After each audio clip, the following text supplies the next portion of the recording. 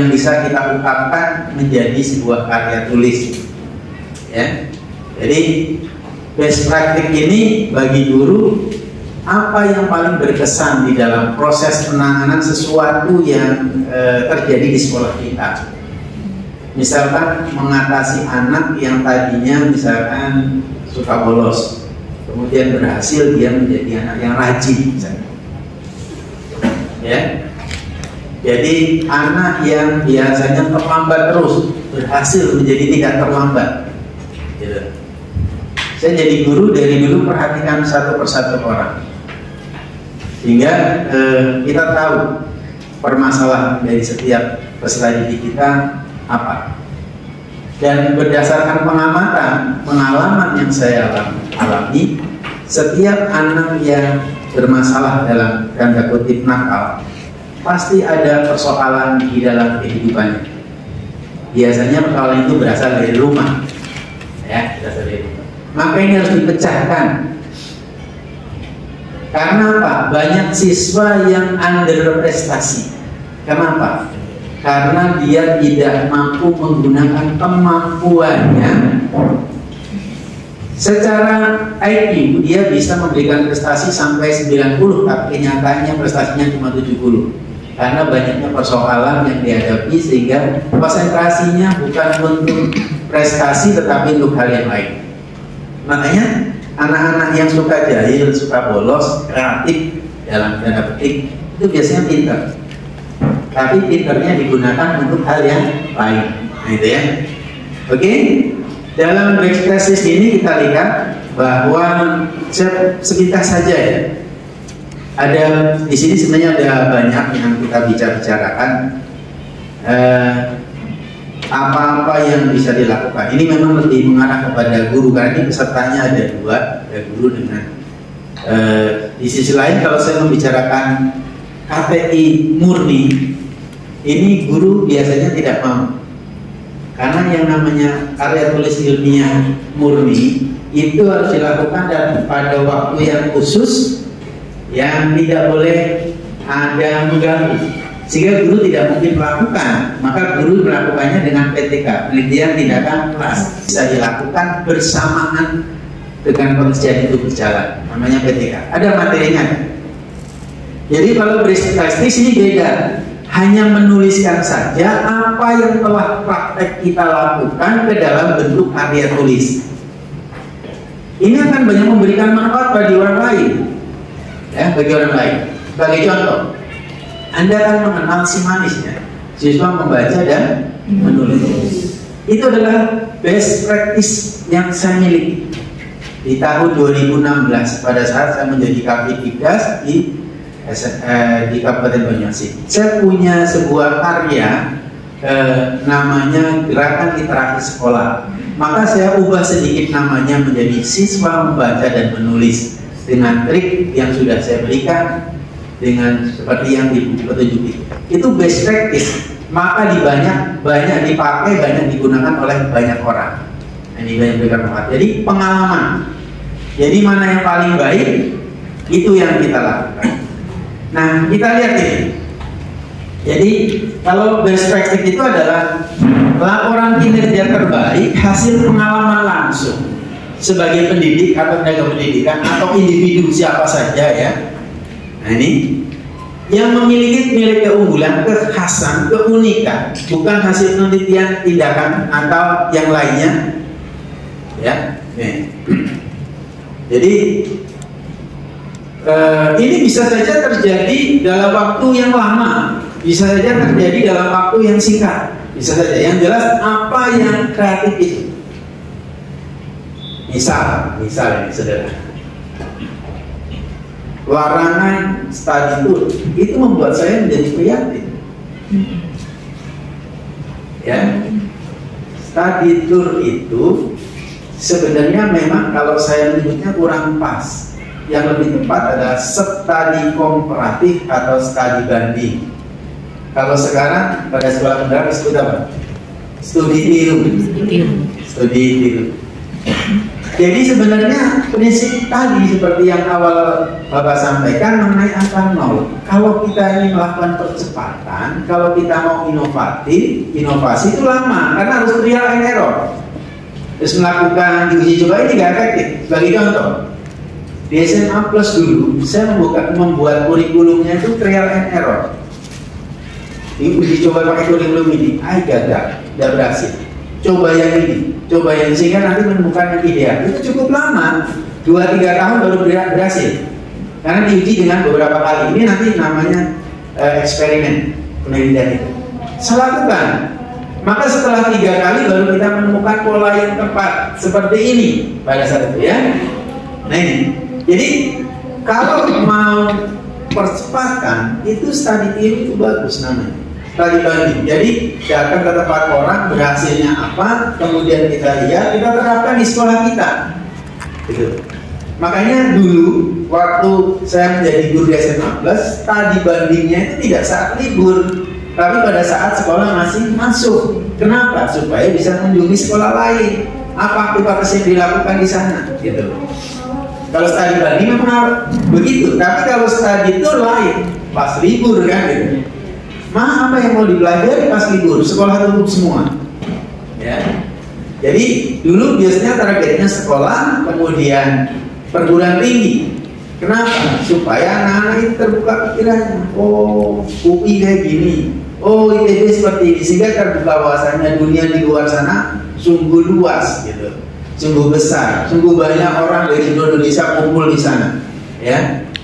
Saya yakin betul bahwa Sumatera ini jauh lebih maju dibandingkan dengan misalkan Papua ya. Masih pemikiran di Sumatera ini jauh lebih maju. Makanya kalau kita berkumpul dengan orang Indonesia itu akan kita bisa merasakan bagaimana nuansanya. Ya itu bedanya ya antara penelitian tindakan kelas, penelitian tindakan sekolah dengan best practice untuk guru ya. Kita lihat beberapa hal yang ada. Kalau best practice ya, ini bisa lama, bisa untuk waktu yang sangat lama. Ini terkait dengan tupoksi, kemudian fokus pada sesuatu yang terbaik yang kita lakukan.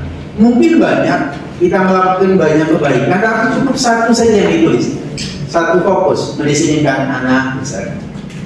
Misalkan membuat anak menjadi kalau di SMA nggak ada persoalan. Kalau di SMP sama SD itu ada anak-anak yang tidak bisa baca, maka butuh teknik khusus untuk mereka bisa baca. Kelihatannya sederhana bagi kita yang sudah, tapi itu luar biasa, ya luar biasa, itu ya. Nah jadi yang diutamakan di sini adalah prosesnya, bagaimana dia dilakukan. Sebagai contoh, saya dulu ada siswa dari Betung, kalau tidak salah namanya Penti. Itu selalu terlambat setiap hari, terlambat terus tanpa hari tanpa terlambat. Maka tanpa hari tanpa berdiri di bawah tiang bendera, gitu ya. Lalu saya suruh guru BK coba dicek apa persoalannya. Ya, ketemulah beberapa persoalan. Di rumahnya itu ada beberapa persoalan, jika ketemu. Maka apa yang terjadi? Ternyata setelah persoalannya diselesaikan, dia bisa menjadi juara olimpiade ekonomi dan masuk Muslim tanpa tes, dapat beasiswa. Ini sebagai gambaran, ya, bahwa sesuatu itu bisa berubah setelah persoalannya bisa diatasi dengan baik. Gitu. Nah, jadi ini bisa dibuat sebagai sebuah karya yang namanya best practice, supaya orang tahu mengatasi masalah ini seperti ini. Nah itu ya, supaya bisa disampaikan. Ini mengenai best practice. Saya tidak akan jelaskan semuanya karena ini sangat banyak. Nah kita lihat, sekolah unggul itu adalah sekolah yang efektif. Ada dua hal kata penting ya, efektif dan efisien. Sebuah kata mungkin yang tidak semua kita bisa membedakannya. Apa yang namanya efektif, apa yang namanya efisien. Kalau kita ingin efektif mencapai cita-cita, kita harus menyusun jadwal belajar yang ketat, sehingga kita efektif untuk mencapai cita-cita kita. Jadi tepat. Jadi kalau Anda ingin mencapai cita-cita itu gampang sebenarnya. Pak Saliman punya pengalaman, mungkin bisa Anda terapkan. Pak Saliman belajar 1 hari 2 kali, malam dengan pagi. Pak Saliman punya kebiasaan yang sudah dilakukan sejak dari SD. Yang pertama bangun malam, yang kedua puasa. Puasa Senin Kamis, maka hari ini saya mohon maaf puasa. Puasa itu bukan karena Pak Saliman itu taat agama waktu itu, bukan. Tapi kalau Saliman nggak punya duit, sehingga kalau puasa hari Senin dengan hari Kamis, kan dulu itu sekolah itu dikasih duit 50 rupiah untuk ongkos dengan untuk jajan 50 rupiah. Jadi kalau misalkan berpuasa, maka menghemat. Betul, mungkin hanya 25 rupiah, tetapi dikalikan seminggu 2 kali, dikalikan 1 tahun banyak, dikalikan 3 tahun banyak, maka bisa beli buku yang diinginkan. Itu yang walaupun. Kemudian pagi itu saya selalu bangun pagi jam 3. Sampai sekarang juga masih begitu, jam 3. Jadi kalau Anda punya alarm ini, hidupkan. Kalau belum biasa jam 3, okelah jam 4 kalau terlalu berat, ya. Tapi jangan diletakkan di dekat bantal, percuma. Yakin percuma saya. Yang punya pengalaman pasti kan? Begitu bunyi kring atau apapun HP-nya, langsung matanya sambil mencet matikan. Matanya tetap mencet. Itu saya yakin. Ini karena pengalaman, gitu ya. Maka kalau alarm kita ingin bangun, letakkan alarmnya sejauh-jauhnya di kamar. Tapi jangan dekat jendela, nanti ada orang maling ngambil. Letakkan jauh-jauh, sehingga memaksa kita harus bangun, gitu. Ini, walaupun kita tahu mas alarm itu membangunkan supaya kita bangun, tapi kalau tidak tahu tekniknya, ya sama aja nggak bangun juga, gitu. Saya yakin. Makanya itu. Nanti kalau sudah terbiasa, alarm belum bunyi sudah bangun kita. Nah itu ya, ini. Karena dalam kehidupan supaya sukses ini ada 3 langkah. Yang pertama pembiasaan dulu, biasa, ya biasa. Jadi kita harus melakukan pembiasaan. Kalau sudah biasa melakukan, maka menjadi budaya. Ya, sebagai contoh, saya itu sudah budaya membuang sampah di tempatnya.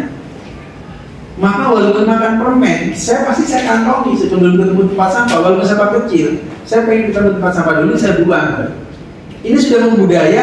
Kalau sudah menjadi budaya, maka menjadi karakter, gitu. Ya, menjadi karakter. Makanya, kenapa sih orang Islam itu wajib sholat 5 waktu? Ini membiasakan kita supaya disiplin, tepat waktu, ya. Kan supaya kita disiplin, diajarin waktunya. Nah ini, jadi kalau Anda ingin berhasil seperti pakai hal-hal ini pengalamannya saya bicarakan ini sudah saya lakukan, tidak ada yang teori, tapi semuanya sudah yang saya alami ya, itu. Oke, ini kita lihat kegiatan-kegiatan yang bisa dilakukan di sekolah dari mana. Ini. Ya jadi kita lihat untuk kegiatan di sekolah yang namanya sekolah unggul itu kayak apa sederhana tadi, yang efektif, yang mampu membawa siswanya itu mencapai cita-citanya, itu efektif. Kalau efisien itu dari sisi waktu.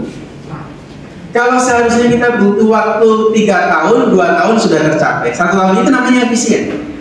Efisien ada 2, dari sisi waktu dan dari sisi biaya. Nah itu ya. Kalau efektif itu bagaimana kita tetap sasarannya tepat di tengah. Jadi sekolah harus mampu memberikan layanan optimal kepada seluruh peserta didik dengan berbagai macam perbedaan bakat, minat dan sebagainya. Ini kalau di dalam kurikulum Merdeka pembelajaran dilakukan harus apa namanya? Yang bergerak. Jadi kita memfasilitasi peserta didik yang diferensial, berbeda antara satu dengan yang lain, harus layani semuanya. Ya, saya sudah tuliskan dari tahun 2020 lalu ya. Sekolah mampu meningkatkan secara signifikan kapabilitas yang dimiliki peserta menjadi aktualisasi. Setiap anak kita ini punya bakat, punya minat, tetapi dia akan berkembang atau tidak sesuai dengan di mana dia akan menemukannya. Walaupun bibit sehebat apapun, kalau ditanam di tempat yang tidak tepat, dia tidak akan menghasilkan buah. Ya, sebagai contoh misalkan kelapa itu bibitnya bagus, unggul, tanam di pegunungan, buahnya sedikit walaupun ada. Tapi kalau bibitnya nggak begitu bagus, tanam di tempat yang pas, kelapa itu tanam di pantai, buahnya banyak. Karena dia tumbuh di tempat yang tepat, maka dia akan maksimal. Sekolah mau membangun karakter kepribadian yang kuat, kokoh dan mantap dalam diri peserta didik. Jadi di negara maju sekalipun, ya, kalau Anda pergi ke negara seperti Cina, misalkan, yang dekat-dekat saja ya, Jepang, kemudian Taiwan, atau kita bisa melihat betapa anak-anak di sana itu belajarnya jauh dari kita. Jadi dia jauh di depan kita, bukan di belakang. Jadi kalau di Indonesia itu dikasih tugas sebanyak dikit sudah belum, ya. Tapi memang di Indonesia itu apa kelemahannya? Kalau diberikan banyak tugas, sementara fasilitasnya tidak memadai. Di Taiwan kebetulan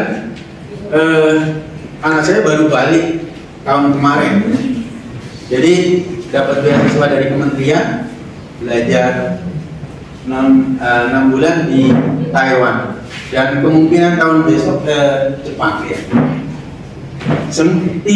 Tidak ada satupun yang saya fasilitasi, semuanya dicari sendiri ya, jalannya sendiri gitu. Saya cukup memberikan jalan bahwa kalau ingin kreatif ya silakan kreatif sendiri. Semuanya didapatkan dari beasiswa, bisa melakukannya semuanya ya.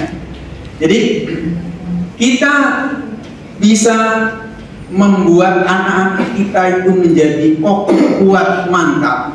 Memang dimulai dari sekolah, disiplin. Sebagai contoh, budaya bersalaman di pagi hari. Kelihatannya sederhana sekali,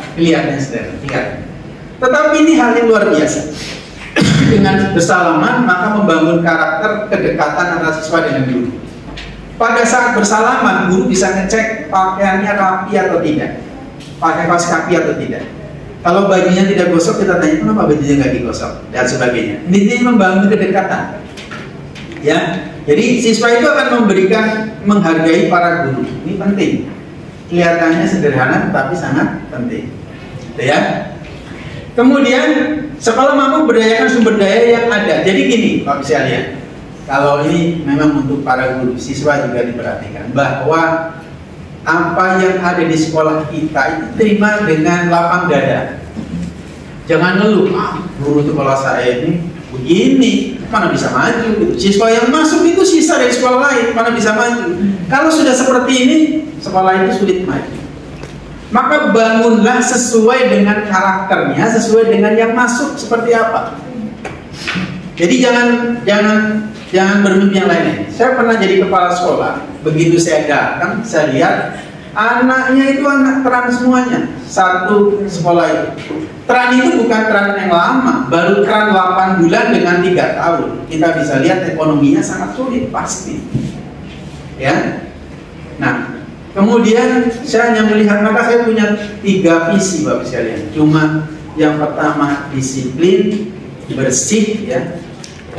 Jadi disiplin, bersih, sehat. Itu saja. Untuk membersihkan sekolah supaya celing, tidak ada sampah, itu butuh waktu 3 bulan. Apa yang saya lakukan? Pertama, saya belikan tempat sampah. Setiap kelas dikasih.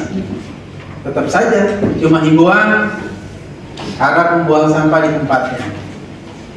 Tidak sampai 1 bulan, tempat sampahnya hilang semua. Bukan semua sampahnya hilang, tempat sampahnya nggak ada lagi. Nah, dipijang apa, karena yang dari plastik itu kan. Saya tidak putus harapan. Apa yang saya lakukan berikutnya? Maka saya buatkan tong sampah. Drum itu saya belah jadi 2. Tepat setiap kelas saya kasih. Peraturan itu bisa tegak. Masih belum berhasil. Apa yang saya lakukan? Pulangnya itu kan anak-anak SMA kan jam 2. Jam 2. Jadi begitu jam 2 sebelum pulang semuanya harus berbaris. Kalau misalkan di sini baris dari sini sampai ke sana. Belakang juga begitu. Ambil semua sampah yang di depannya, jalan. Maka saya sarankan kalau Bapak Ibu membuat karya selain best practice, maka buatlah penelitian tindakan kelas. Meskipun sekarang secara fisik tidak diperiksa lagi, tetapi dari PNM kan sebenarnya dibutuhkan, ya dibutuhkan. Terus sekalian, sebenarnya ada 2 keuntungan yang diperoleh pada saat kita melakukan PTK. Apa keuntungannya? Yang pertama, ya kita bisa mendapatkan angka kredit. Tadi sudah dijelasin. Yang pertama keuntungannya kita bisa mendapatkan angka kredit. Yang kedua, kita performa ngejarnya itu makin bagus. Kalau Bapak Ibu sering melakukan best practice, semakin hari Bapak Ibu akan semakin disukai peserta didik. Gitu ya? Kenapa? Karena di sana ada namanya refleksi. Refleksi. Sama seperti ulangan harian. Ulangan harian itu sebenarnya ada 2 fungsi sebenarnya Bapak sekalian. Fungsi untuk peserta didik.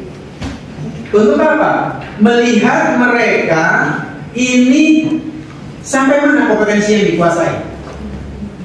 Untuk guru apa? Untuk melihat kalau kebetulan satu kelas itu tidak tuntas, misalkan kelas itu 30%, kita harus koreksi. Apa metodenya yang tidak pas? Apa cara kita ngajar yang kurang menarik? Apa karena hal lain? Nah, itu ya. Ini. Makanya itu dua hal. Jadi kita lihat para guru sekalian terkait dengan PTK ini. Ini penelitian yang cocok untuk guru. Tidak perlu meninggalkan tugasnya. Kalau Bapak Ibu ngajar di kelas itu, maka Bapak Ibu bisa ngajar tanpa meninggalkan kelas itu, tanpa merubah jadwal, tanpa mengubah materi. Itulah hebatnya PTK. Ya. Terkait dengan masalah. Jadi masalah yang dihadapi apa? Misalkan anak-anak ini kesulitan, misalkan pada bahasa Inggris misalkan structure sulit di materi apa? Silakan. Pembelajaran di kelas bertujuan meningkatkan perbaikan pembelajaran supaya pembelajaran itu semakin baik, sehingga guru siswa semakin terkait dengan tugas guru.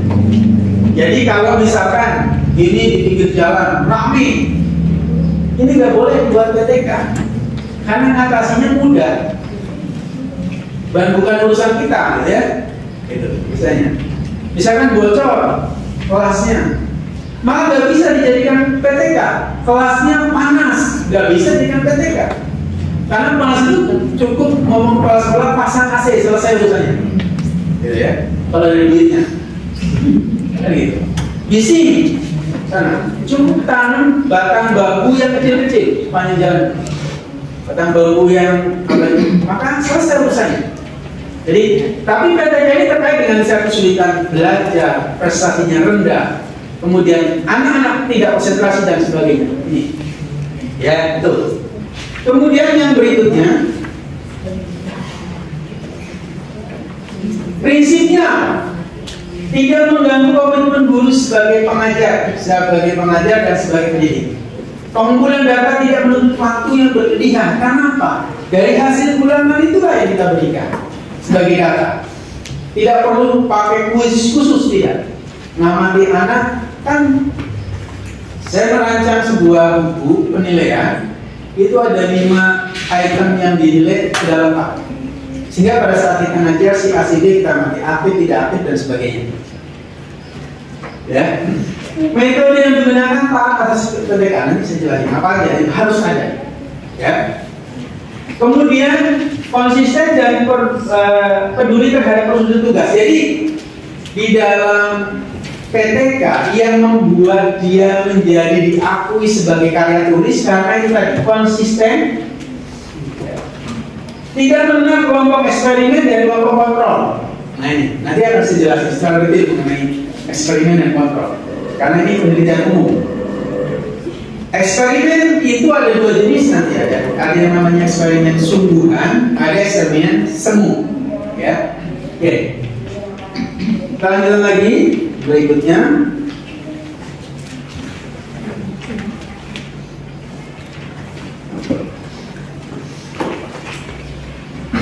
Yang perlu dipahami PTK untuk meningkatkan mutu pembelajaran.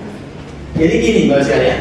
Saya termasuk orang yang yakin bahwa peningkatan mutu pendidikan Indonesia itu harusnya dimulai dari ruang kelas.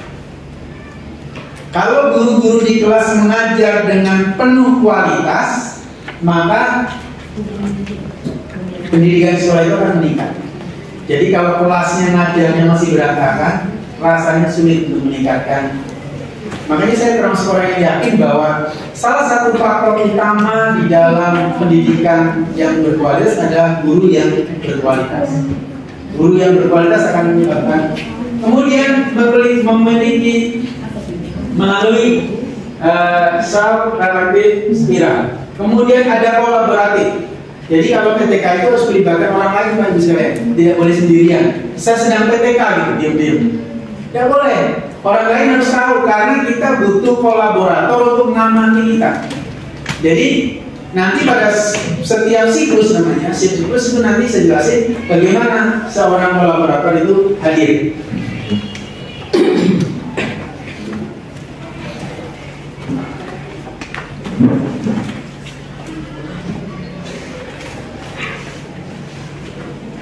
Kemudian PTK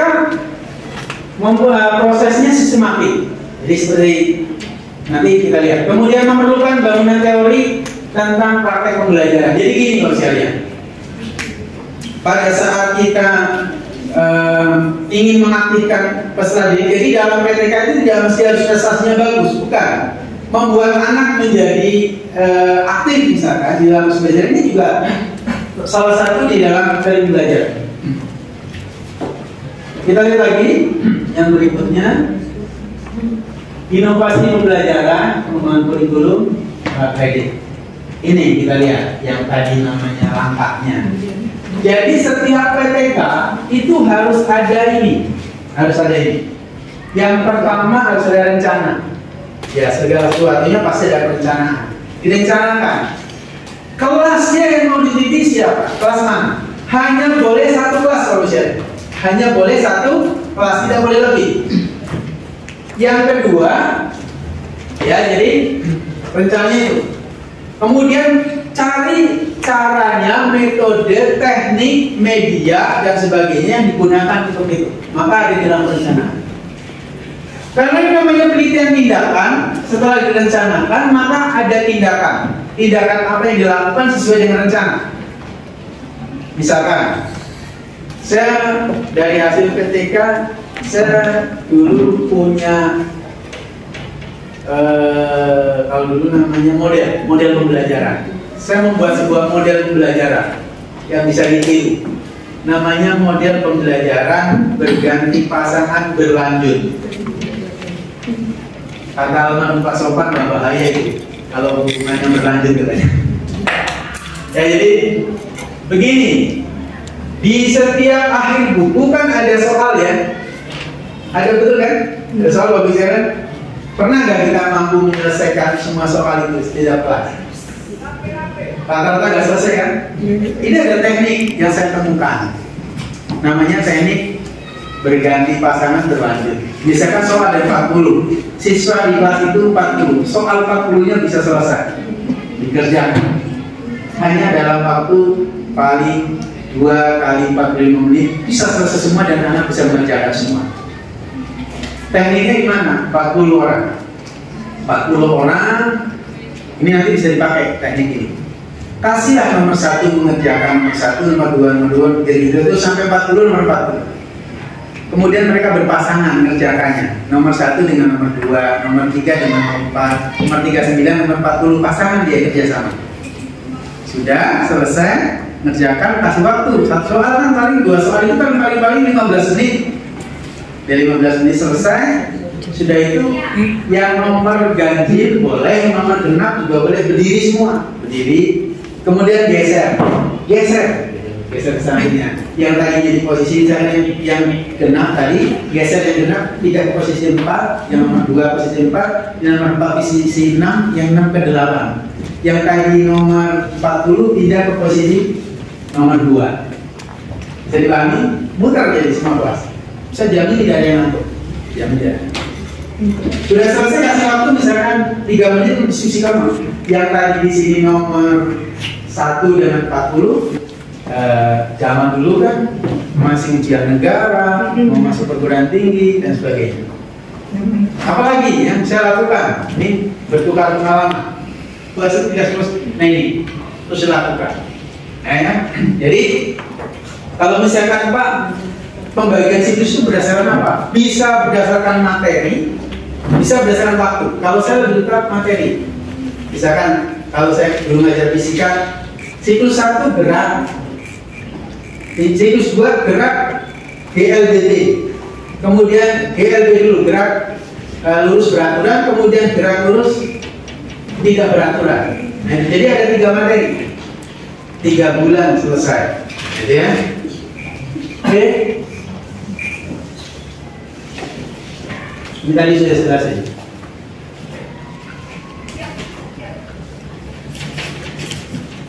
Oke, ini nanti sama semuanya, jadi yang lain-lain persoalannya sama.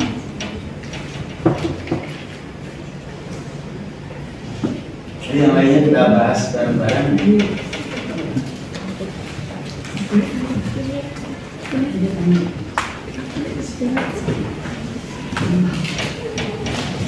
Ini contoh.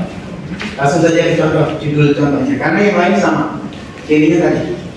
Misalkan pengembangan model pembelajaran berbasis kerja ilmiah menggunakan lokal material untuk meningkatkan kualitas pembelajaran biologi di SMA Plus Negeri 2 Banjarmasin 3. Misalnya judulnya. Jadi judul itu harus menggambarkan apa yang kita lakukan. Karena sekalian, kalau kalian membuat penelitian, orang membaca judul maka langsung tahu apa arahnya, kemana akan dituju. Nah itu. Nomor 2 misalkan, pemecahan masalah melalui pendekatan realistik pada pembelajaran matematik sekolah dasar Negeri 153 Palembang. Jadi begitu membaca judul, maka kalian bisa tahu apa arah yang bisa dilihat di sana. Upaya meningkatkan prestasi belajar siswa melalui model pembelajaran yang bervariasi pada kelas 10 MAN 1 Palembang. Upaya meningkatkan hasil belajar fisika siswa melalui model pembelajaran berganti berpasangan berlanjut di SMA Plus Negeri 2 Banjarmasin 3. Ini yang saya katakan tadi. Upaya meningkatkan keaktifan siswa melalui tugas portofolio di SMA Plus Negeri 2 Banjarmasin 3. Meningkatkan motivasi rutinitas sholat melalui metode pemaknaan bacaan sholat pada siswa kelas 1 SMP Negeri 2 Musilandas. Jadi, nah sekalian bisa dilihat ini contoh judulnya. Walaupun ini contoh untuk guru, tetapi untuk penelitian lain juga harus menggambarkan yang pertama apa yang akan kita lakukan. Kita lihat apa yang kita lakukan. Misalkan yang pertama ini pengembangan model. Ini apa? Pemecahan masalah. Ini apa? Meningkatkan prestasi. Ini apa? Meningkatkan hasil belajar. Ini apa? Meningkatkan keaktifan. Ini apa? Meningkatkan motivasi rutinitas. Jadi apa yang akan dituju? Ya, misalkan mengetahui angka kemiskinan,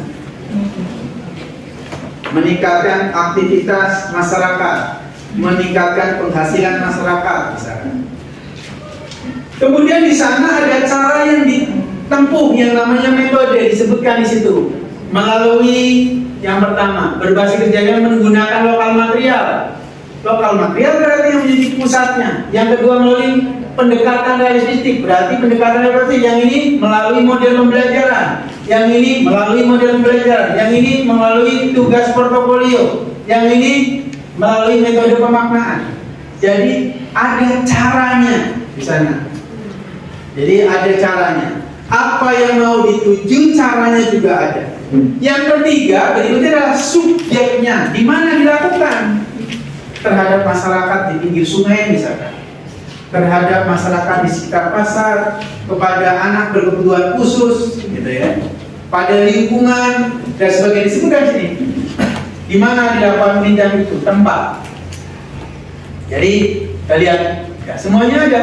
Sehingga kalau begitu, ya, begitu kita melihat langsung paham apa yang diinginkan dari semua. Ini contoh judul untuk PTK, meskipun ini juga berlaku untuk semuanya. Oke, sekarang kita lanjut lagi khusus untuk semuanya mengenai penelitian tindakan. Tadi sudah, sekarang penelitian semuanya. Bahannya ini lengkap, nah sekalian nanti bisa di copy. Mulai dari A sampai Z ada semuanya. Ini kalau kuliah itu 1 semester. Ya, saya ngajar di Politeknik ini 1 semester ini. Ya.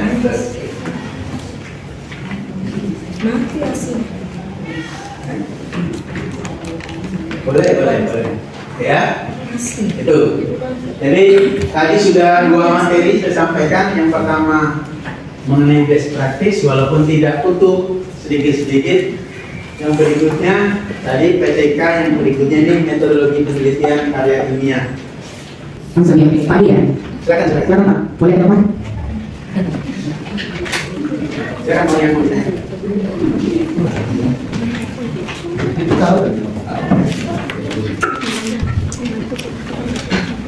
Baik, assalamualaikum warahmatullahi wabarakatuh. Terima kasih kepada moderator yang memberikan kesempatan untuk bertanya. Terima kasih juga Bapak narasumber yang luar biasa, sudah ratusan buku kan. Di sini tadi ada dua materi yang telah diberikan, tentunya sangat berkesan bagi kami Pak. Maka itu kami ingin sedikit bertanya. Tadi terkait masalah dan perubahan, kata orang itu before dan after ya. Jadi bisa jadi yang dulu dia anak yang bolos menjadi rajin gitu kan. Nah yang menjadi pertanyaan ini Pak, boleh dikatakan ini prosesi hijrah menjadi lebih baik. Kalau bisa mereka ini mudah mengerti dengan apa yang kita berikan kepada mereka itu, untuk tentunya aktif. Kalau metode kami pribadi Pak itu lebih kepada dua metode itu diskusi dan hafalan. Terima kasih, itu saja. Assalamualaikum warahmatullahi wabarakatuh. Satu aja dulu supaya jelas. Oke, Pak siapa namanya? Pak Adi Irawan. Oke Pak Adi, terkait dengan pertanyaan yang pertama tadi, ada yang namanya lingkungan. Maka di sini perlu dibentuk sebuah lingkungan yang memang mendukung proses belajar. Ini sangat penting. Yang pertama tadi, pembentukan lingkungan karakter yang ada. Terus terang saja, dulu waktu saya pertama kali datang ke Palembang untuk kuliah yang kedua, saya kaget itu, karena lingkungan saya di Jakarta jauh sekali berbeda dengan pada saat saya kuliah di Unsri. Kenapa? Lingkungan itu sangat mempengaruhi kita untuk bagaimana belajar. Kalau di lingkungan sebelumnya, ya, itu kantin tempat saya belajar itu kantinnya mejanya besar-besar, ini 2 kali ini besar ya. Jadi anak-anak teknik itu kalau mau belajar, kalau zaman dulu kan buat gambar ya, pakai manual, itu bisa digelar gambarnya, sehingga sangat mendukung, kantinnya yang mendukung untuk belajar. Sebagai contoh, begitu datang ke Palembang, kantinnya itu jelek, itu duduk sempit-sempitan, boro-boro untuk belajar. Depan kelasnya nggak ada kursi duduk untuk mendukung duduk sambil baca buku, nggak ada. Jadi penciptaan lingkungan untuk mendukung belajar itu sangat penting. Suasananya, lingkungannya dan sebagainya. Yang pertama. Yang kedua, pembudayaan. Ini yang di depan kita itu semuanya punya hati. Saya makanya kalau dulu saya mendidik itu lebih mengutamakan, silakan yang mau pakai kekerasan di kelas itu pakai cara yang keras silahkan. Tapi kalau saya lebih mengutamakan pendekatan secara dari hati ke hati. Bukan saya nggak pernah marah. Saya pernah nendang anak sampai terjungkal juga. Tapi ada tekniknya. Jangan biarkan mereka pergi dalam posisi marah. Ini kuncinya, kata kunci ya. Bahwa dia pergi meninggalkan kita sadar bahwa dia melakukan kesalahan yang harus diperbaiki. Kalau dia tidak perbaiki, mungkin kedepannya dia akan semakin tidak karuan. Maka banyak orang menyesalkan berhasil dulu untuk Pak Sadiman melakukan seperti ini. Kalau tidak, saya mungkin tidak seperti ini sekarang. Nah gitu ya. Jadi pembentukan budaya seperti itu sangat penting. Jadi dimulai dari sana. Lingkungan harus terbentuk. Maka di sini harus ada kekompakan sesama guru. Bagaimana menciptakan lingkungan sekolah yang bagus, ya. Kemudian saling dukung. Ya, kalau misalkan di sini sering ada terjadi kekerasan, misalnya bagaimana kita atasi itu semua? Dan satu hal penting yang perlu dilakukan di setiap bulan kita rapat, kita harus ada rapat rutin. Kalau dulu di sekolah saya selalu rutin sebulan sekali. Maka setiap rapat itu dicatat semua yang ada persoalan di bulan ini, misalnya rapat bulan ini. Semuanya kan guru mengungkapkan berbagai macam persoalan, dicatat semuanya. Dicatat sebagai notulen. Maka di bulan berikutnya apa yang sudah ditemukan di bulan lalu harus dievaluasi. Misalkan banyak anak bolos, Pak. Maka gimana solusinya? Begini. Maka setelah bulan depan lihat poin yang anak bolos tadi dari atas belum. Kalau belum maka menjadi pembahasan di bulan berikutnya. Jadi notulen itu fungsinya begitu, Pak. Kan selama ini notulen begitu notulen biarkan saja menjadi notulen ya, benar nggak? Pernah nggak Bapak Ibu membaca? Coba kita baca lagi notulen bulan kemarin. Kita lihat poin pertama sudah tercapai belum? Belum. Kita harus evaluasi lagi. Maka grafiknya itu naik terus. Nah, yang tadi yang misalkan banyak nakalnya menjadi turun. Itu loh. Artinya disininya meningkat. Maka itulah fungsi daripada notulen. Bulan berikutnya kayak gitu lagi, Pak. Ada kamu. Jadi notulen itu harus diperhatikan. Mungkin selama ini tidak benar diperhatikan hal ini, tapi ini penting bagi makanya kalau ada misalkan guru yang tidak datangnya telat, bulan besok belum berubah akan muncul lagi di dalam rapat. Kenapa notulennya dibuka? Coba kita buka lagi notulen bulan kemarin yang sudah dilaporkan. Siapa yang punya kewajiban untuk melaksanakannya? Gitu kan? Bisa dibangun baik. Misalkan masih ada banyak bolos, belum ada perubahan, maka itu menjadi evaluasi kita. Apa saja solusinya? A, B, C, D, silakan sampaikan. Makanya dulu kami kalau rapat itu boleh adu argumen, tapi setelah diambil keputusan bersama itu menjadi keputusan kita bersama, Pak sekalian.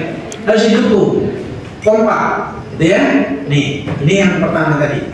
Baik dengan bagaimana nih memfasilitasi mereka untuk belajar.